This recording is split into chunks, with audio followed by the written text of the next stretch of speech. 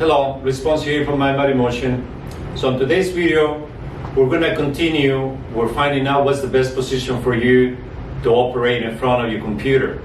Our clients have shared with us that now they have options to go from seated position to standing position with a standing desk. So what we're finding out that as they're standing up, there's some shifting that happens through the day. And we're trying to find out what happens when you shift and the drawbacks of standing, for long periods of time. So let's go check Samantha and see how we address those shifting of the hips and losing the proper flow through the day. So I'll see you at the end of the video. Okay, so in a stand desk position, usually this is the way it will look. Now, how does it feel to you when you stand up? Do you prefer to stand up or seated? What is the option when you do the standing desk? I try to do it a couple times a day and stand up so I can get my body moving. Okay, so, but most of the time people will shift one side or another. What side would you like to shift to? Probably my left side. I end up going like this. Okay, so let me give you some feedback on that. What happens is when you sit that way, obviously you're shifting your hip towards your left side, and then this hip will be kind of lazy on going forward. And then we have the very crucial joint here called the sacroiliac joint that it holds the sacrum and the pelvis together. So when we stand in such a position for a long time, it's going to start shifting and getting used to being in an off position. So when you try to walk, or if you run or do other type of exercises, the pelvic rotation is going to come into the game because you already have a habit on being on that position. So your nervous system is going to be accustomed to be engaging at that level. So then we're not having that with a pulled hamstring or some of the other issues. So to resolve this, the solution for this is for her to stand shoulder width apart. Good. And slightly rotate your knees outside, keeping your feet going straight forward. Good. Then we look for a good position right here. Squeeze your glutes. Good. And then from there, you can feel how you are better grounded right there. Yes. So you can see how her body changed and she's more stuck up in much better position. Now, a test that we do, I'm going to do this test for her. And I'm going to press down and see if it moves. See, that's a move. Now, let's just go back to the old position where you were. And see, and as she goes, and it tilts and it shifts it. So there is the vertebrae here, they're not in alignment, they're not stuck up properly. So when I compress, the spine is shifted. And that is how we're not having the herniated disc. Which vertebrae that is not stuck up properly, and the ligaments on the back, they're weak and they're not strong enough, that's what is going to shift. And that's where we're going to have the problem. We see this every day in our clinic. And, we deal with these situations all the time. So this is the recipe that we have for that. Activating your feet properly, your glutes, and activating your lower abs, keep it in good position. And obviously, it's gonna be hard to practice this at the beginning, but as you get better, you're gonna be feeling better and better throughout the day. So we'll practice those exercises. Yes. So first, we're gonna go just against the wall. Okay, move a step away, about right there. Okay, so in order for us to really engage our glutes, we're going to rotate the knees outward a little bit. Good.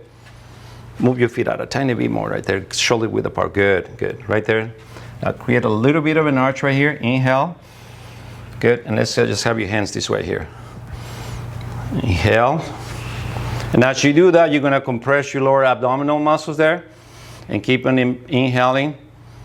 Good. And again, we can do this only for 30 seconds to a minute, so you don't have to do it for too long, but that action that she's doing right now is going to help it, again, decompress her spine.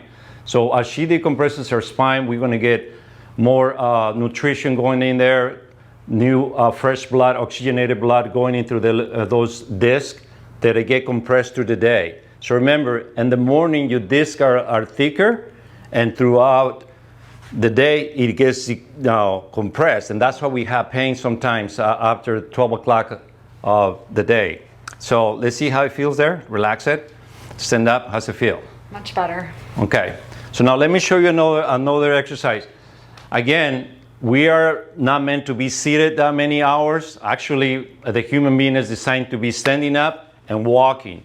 So the operating system of the human being is much better engaged when we are standing up. So if you do a little bit of the standing up, it will be much better. Let me face you here. So you're gonna put your hand towards the wall right here.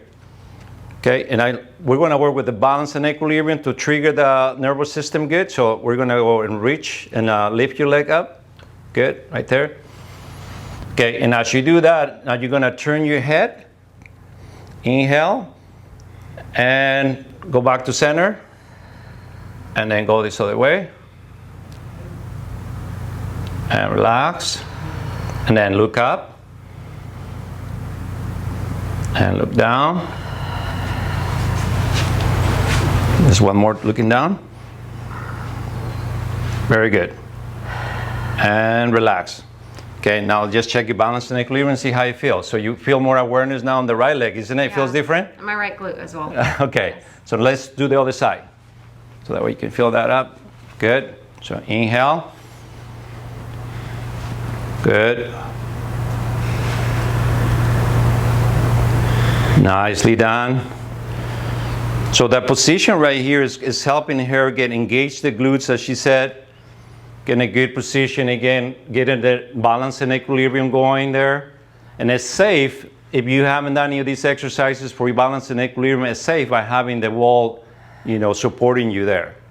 Now, if you want to get into a little more advanced, what we can do, we can go right here, and then we're going to start swinging the leg nice and gently here up, and rotate a little bit, and then go back and rotate the opposite. Yes.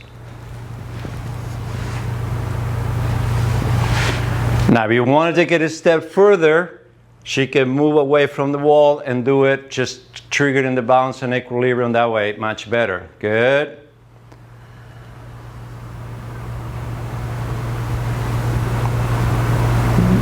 Very good. Let's do a couple more the other way. That way you feel balance. Good.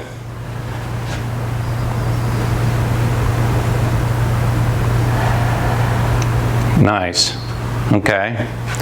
Now, Samantha, how's that feel? I feel more awake. Feels more awake. Ready to work.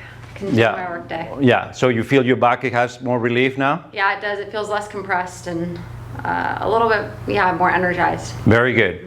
Okay, very good. Thank you, Samantha. Yeah, thank you so much, Luis. Okay, so you see how Samantha was corrected on her standing position, and what happens when our joints are not stacked up properly.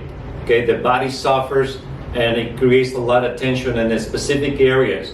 Think about where you have the most pain in your body right now, or if you have any, or you're working, where does the trigger, where does your body triggers pain? And, by aligning your body in a proper position, by following the sequence that we follow there, by grounding yourself with your feet properly there and slightly rotating your knees, that'll allow you to engage your glutes, gently engage your lower abs by bringing your belly button in and raising your rib cage towards the corner of the ceiling there. By having this position here, the energy flow will increase. Now remember also how to increase your balance and equilibrium by trying the advanced exercise on the video. So hopefully this works well for you, increase your energy during the day, and we're looking forward to seeing you in the next video. Thanks for watching.